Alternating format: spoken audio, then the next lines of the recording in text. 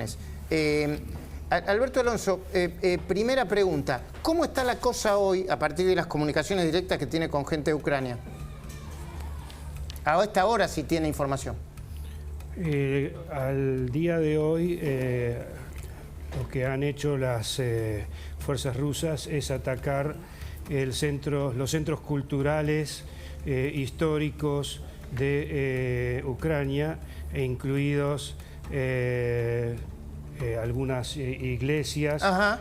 Porque lo que ellos están buscando es desmoralizar al pueblo ucraniano y tocarle en sus fibras más íntimas. ¿Lo están logrando? Recordemos que hace 2 o 3 años hubo un cisma de la iglesia del patriarca Bartolomé I, con sede en Constantinopla, respecto del patriarca Kirill, con sede en Rusia.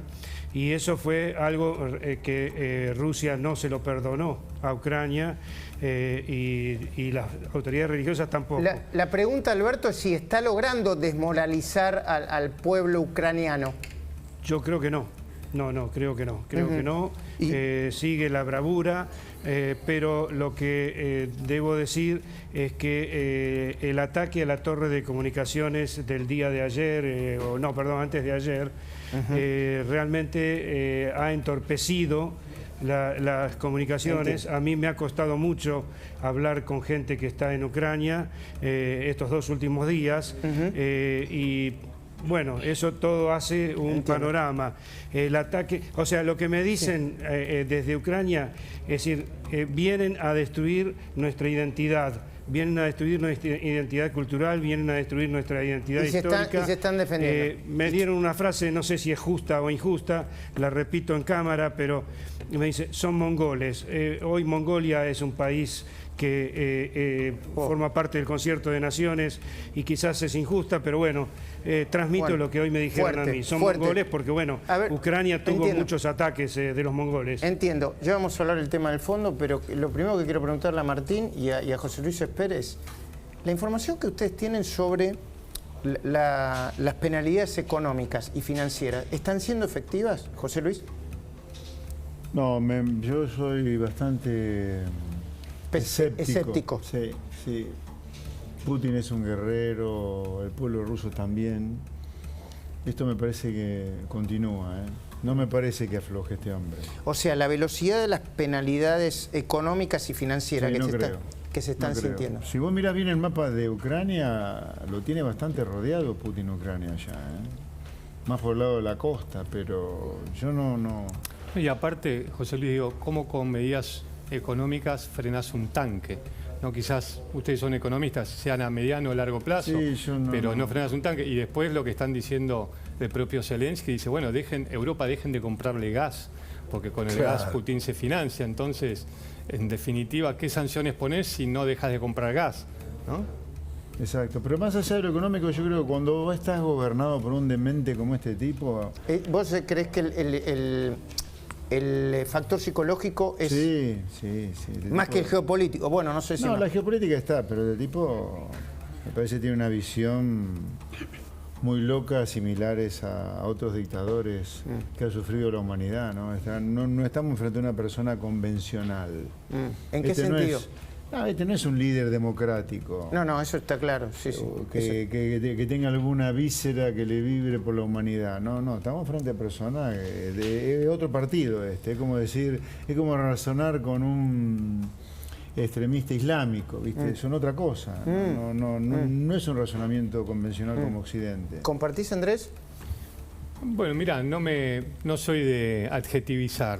Claramente es un presidente que está violando de una autocracia que está violando el derecho internacional, que está atacando un país que se independizó en 1991, que ha sido acusado de un montón de crímenes y en el pasado, para llegar a la presidencia, arrasó con una ciudad que se llamaba Grozny, que no quedaban ni los árboles en pie, ¿no? Sí. Mató Y ex espías de la KGB, Lukashenko, el que murió envenenado, lo acusó en su momento al propio servicio de inteligencia de haber puesto las bombas para poder ir a esa guerra. Pero bueno, es parte de la historia reciente que sirve también para entender lo que está pasando ahora. A mí lo que temo realmente es lo impredecible, y vuelvo con lo mismo.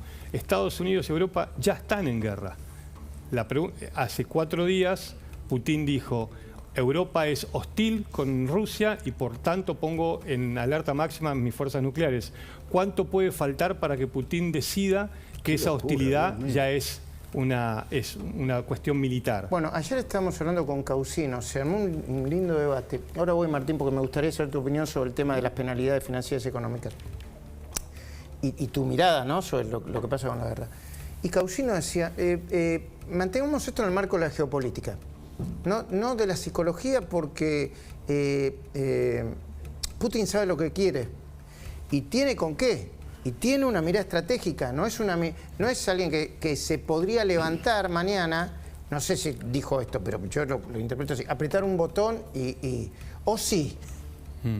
Mirá, yo creo que llegamos a este punto porque la pandemia hizo el futuro presente. No hay una superpotencia y todos los países que tienen un cierto poder quisieron jugar en el tablero. Putin pensó que yo creía que también podía pasar eso, que Europa iba a estar debilitada. De hecho, estuvo muy debilitada gracias a la presidencia Trump, gracias a las maniobras de Putin con el Brexit y un montón de situaciones. Pero bueno, esta jugada... ¿Tiene razón Trump cuando dice que Biden como presidente es bueno para Putin porque no tiene lo que hay que tener para frenarlo? Yo creo que el mejor presidente para Putin fue Donald Trump. ¿En beneficio de Putin? En beneficio, claramente. Cuando Angela Merkel se va de Alemania, dice: no podemos confiar más en Estados Unidos, porque Trump lo único que se dedicó fue a romper los lazos con Europa. Por eso Biden, cuando llega, dice: America is back, América está de vuelta, ¿no? Pero, digo, en este tablero donde todos empezaron a jugar sus fichas, porque no hay nadie que controle, si no hubiese pasado que Europa, y están todas estas sanciones económicas, quizás en estos momentos estaríamos hablando de la invasión china de Taiwán. ¿Entendés? Porque, digo, en un momento... ¿Sí? Claro que sí. En un momento de tanta inestabilidad global, donde todos los países... Y si nadie hubiese hecho nada hacia Putin, y Putin en 48 horas, como pensaron, entraban los tanques a Kiev, y no había sanciones, no había una voluntad global de condenar la violación del derecho internacional. ¿Qué pasaba? ¿Por qué no China decidir hacer lo que viene diciendo que va a hacer? Martín. Vengo casualmente de una reunión con el embajador de Taiwán, que me transmitió esa preocupación por la cantidad de vuelos que están empezando a entrar en el aire, en la zona taiwanesa, vuelos chinos. Están tremendamente preocupados y con toda esta situación, obviamente, es como dice Andrés. ¿En serio? Sí. ¿Tan lineal? Bueno, no lineal, tan efectivamente, en el caso de Taiwán, el mundo desarrollado depende de los chips que fabrica Taiwán, y que de alguna manera son el salvoconducto, porque si mañana dejara de suministrar esos chips, se pararía la economía global. O sea que la dependencia es más fuerte y juega probablemente Estados Unidos también, pero realmente están conectados los dos episodios, y por supuesto que si Putin avanza sobre Ucrania con facilidad, los chinos dicen: ¿por qué entonces nosotros? Claro, lo que pasa es que eso lo podía, bueno, el embajador sabrá más que nosotros, pero ese temor creo que era mucho más plausible si el mundo no se hubiese unido. Es decir, hoy Putin se ha convertido en un Kim Jong-un, ¿no? ¿Quién es un Kim Jong-un? Es el líder de Corea del Norte. Es un hombre que no, ya, o sea, hasta hace 15 días Putin hablaba de sus socios europeos. Hoy ya no tiene más socios europeos por más que le compren el gas. Hoy Andrés, el temor es que esos socios se convierten en enemigos. Hoy los diarios europeos, no sé qué información tenés vos o qué nos podés contar, hablaban de que hoy habló Macron, el presidente francés. Qué tremendo fue lo de Macron. Macron, Quedó como impactado porque lo vio a Putin decidido a llevar su Ucrania por delante inmediatamente. La cara de Macron era terrible. Y después dijo: lo peor está por venir después.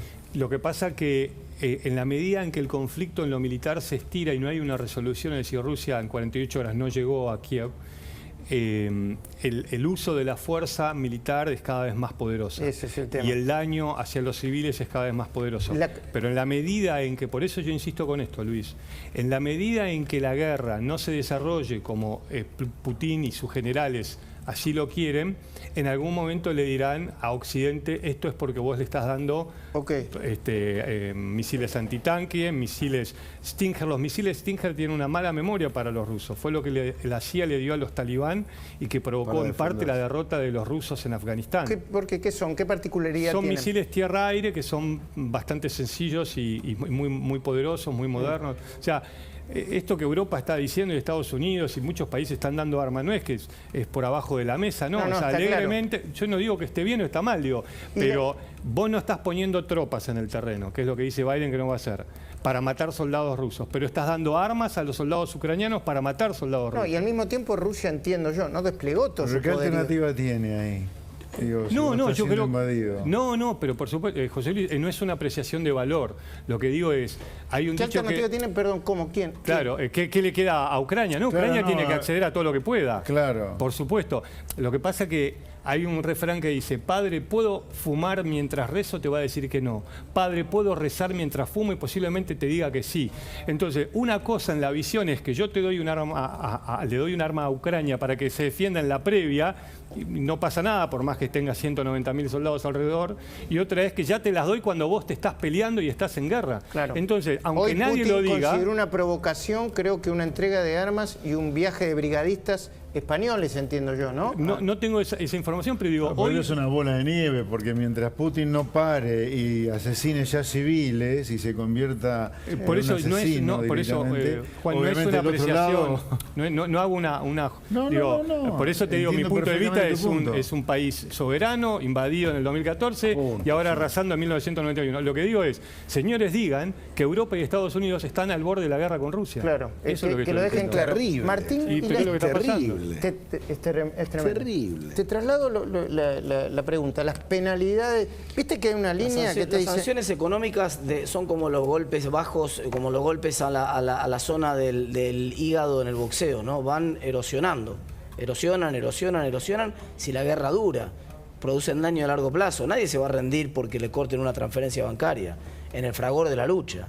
Vamos, no van a tener un impacto a corto plazo. Pero, perdón, pregunto, las sanciones ¿no? económicas tienen impacto de desgaste en el mediano y en el largo plazo. Pero no hay un corralito ya, no cayó el rublo, Sí, pero no Rusia- están teniendo dificultades en Rusia el día a es día. un país que tiene experiencia muy parecida a la Argentina en materia de administración heterodoxa de su economía. ¿Por qué? Rusia es uno de los únicos países del mundo que también tiene retenciones sobre las exportaciones. Bueno, ahí pusieron un Rusia- impuesto al dólar, ¿no? Tiene brecha, empieza a tener ahora brecha cambiaria, dificultades de acceder al mercado de cambios porque la devaluación fue brutal. Entonces la salida de depósitos fue brutal y cuando llega Putin al poder también tuvo una salida de capitales muy grande.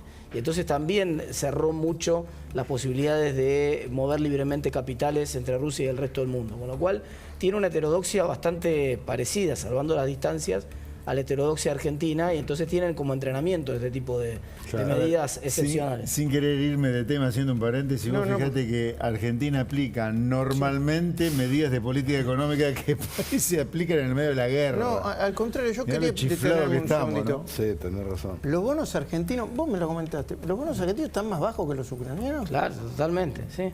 No, sí, la Ucrania calificación- Ucrania coloca deuda al 11% en el medio de la guerra.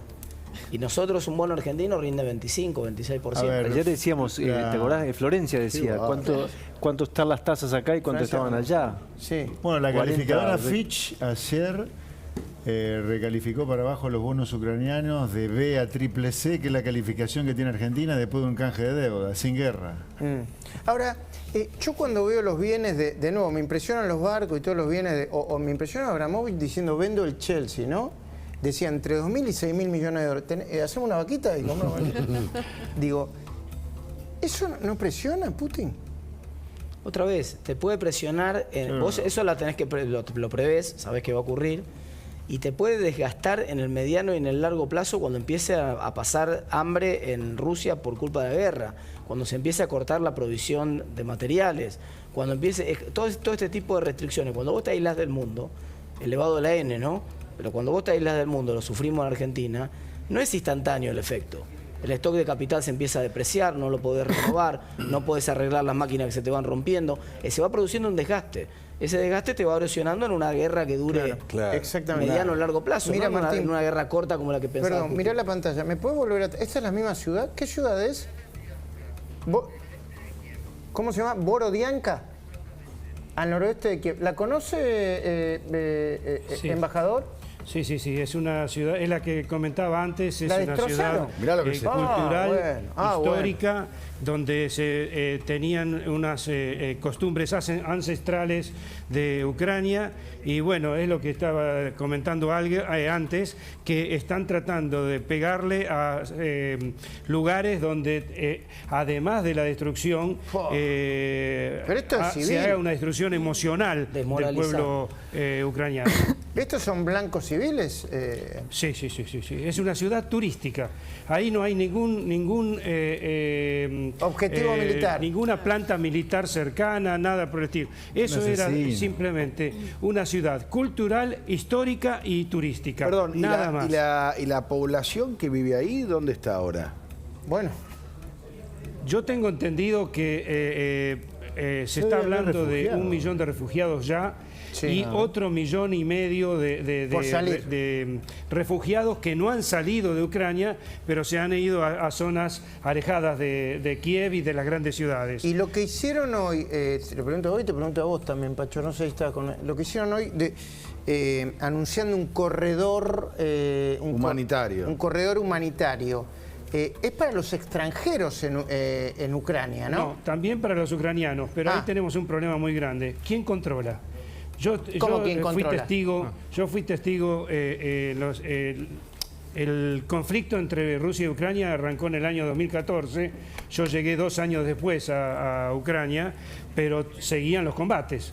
Y cada tanto había ceses el fuego y corredores humanitarios que supuestamente eran controlados por la OSCE, o sea, Organización de Seguridad y Cooperación de Europa, que hacía de veedor. Y constantemente la OSCE estaba manifestando que no se respetaba el cese del fuego ni los corredores humanitarios. Muy preocupante, hay muchas repercusiones sobre el ataque a la planta atómica. Mira, recién la Agencia Atómica de las Naciones Unidas se comunicó con el director... ¿Qué es la Agencia Atómica de las Naciones Unidas? Bueno, es una agencia atómica... ¿Que depende de las Naciones Unidas? Depende de las Naciones Unidas, de la ONU. Sí. ¿no? Y se comunicó con el director de la planta y hubo un ataque directo al reactor que no estaba operacional, pero el tema es el combustible que hay. Yo la verdad que no soy experto nuclear, pero claramente no debe ser nada divertido que esté en llamas una planta nuclear. Bueno, veremos, pero ahora es la Agencia Atómica que se comunicó y la que está viendo a ver qué está pasando en el lugar. ¿Puedo preguntarle? No, por supuesto. ¿Qué entendés vos cuando Macron dice lo peor está por venir? ¿Qué te suena eso? ¿Qué es? Más de la imagen que estaba hablando el embajador, ataques a los más civiles. de eso. Sí. Wow. Otra de las más cosas que civiles dijo, muertos entonces. Sí, claro.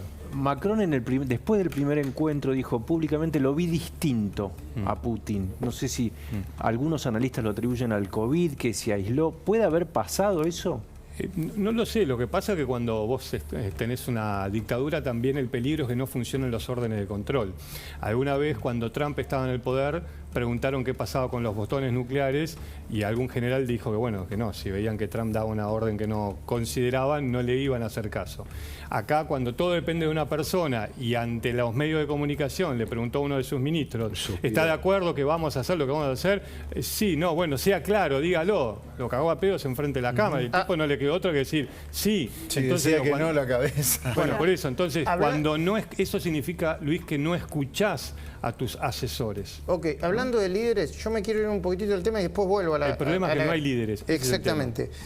Quiero para anunciarles esto, le voy a dejar unos 2 minutitos finales.